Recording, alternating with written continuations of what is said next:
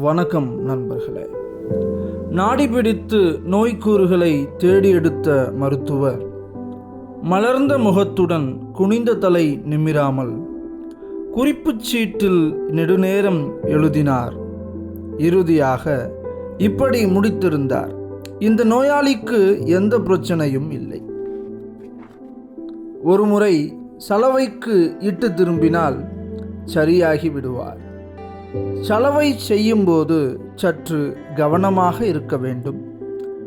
உலரப் போடும்போது உணர்ச்சி வசப்படக்கூடாது. உருகி ஓடிவிடவும் சாத்தியம் உண்டு.